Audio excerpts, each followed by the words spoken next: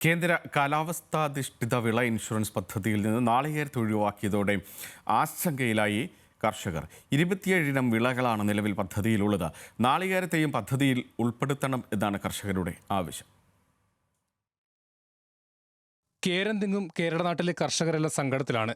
കേന്ദ്ര സർക്കാരിന്റെ കാലാവസ്ഥാധിഷ്ഠിത വിള ഇൻഷുറൻസ് പദ്ധതിയായ പ്രധാനമന്ത്രി ഫസൽ ബീമ യോജനയിൽ നാളികേരത്തെ ഉൾപ്പെടുത്തിയിട്ടില്ല. നെല്ല് കഴിഞ്ഞാൽ കേരളത്തിൽ ഏറ്റവും കൂടുതൽ വിളയുന്നത് നാളികേരമാണ്.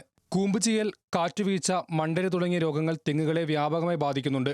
കൂടാതെ കാലാവസ്ഥാ വ്യതിയാനം കാരണം കൃഷി ദിനംപ്രതി കുറയുന്നുമുണ്ട്. പ്രകൃതിക്ഷോഭം, രോഗബാധ, കീടങ്ങളുടെ ആക്രമണം എന്നിവ മൂലം വിളനാശമുണ്ടാകുമ്പോൾ കർഷകർക്ക് ആശ്രയമാകേണ്ടതാണ് കേന്ദ്ര സർക്കാരിന്റെ കാലാവസ്ഥാധിഷ്ഠിത വിള ഇൻഷുറൻസ് പദ്ധതികൾ. അതില്ല എന്നതാണ് നാളികേര കർഷകരെ ദുരിതത്തിലാക്കുന്നത്. തെങ്ങ് കൃഷിക്കാർക്ക് ഈ ഇൻഷുറൻസ് പദ്ധതി ഇതുവരെ ഇതിൽ തെങ്ങ് കൃഷി ഉൾപ്പെടുത്തിയിട്ടില്ല. 3-4 കൊല്ലം മുമ്പ് വരെ ഈ തെങ്ങിന് ഇൻഷുറൻസ് ഉണ്ടായിരുന്നു. ഇപ്പോൾ അത് നിർത്തിയിരിക്കുകയാണ്. അതുമൂലം ഈ തെങ്ങിന് രോഗം വന്നാൽ വ്യാപകമായി പടർന്നു പിടിച്ച് രോഗം വന്നുകൊണ്ടിരിക്കുകയാണ്. ആ രോഗം വന്നാലോ വരൾച്ച മൂലം തെങ്ങ് ഉണങ്ങിപ്പോയാലോ കൃഷിക്കാർക്ക് ഒരു ആനുകൂല്യം கிடைക്കാത്ത ഒരു അവസ്ഥയാണ്. വാഴ, നെല്ല്, കപ്പ, പച്ചക്കറി കൃഷികൾ തുടങ്ങി 27 വിളകൾക്കാണ് നിലവിൽ പദ്ധതിയിലൂടെ പരിരക്ഷ ലഭിക്കുന്നത്. മറ്റ് കർഷകർക്ക് വലിയ ആശ്വാസമാകുന്ന പദ്ധതിയിൽ നാളികേരത്തെ ഉൾപ്പെടുത്തണമെന്നാണ് കർഷകരുടെ ആവശ്യം.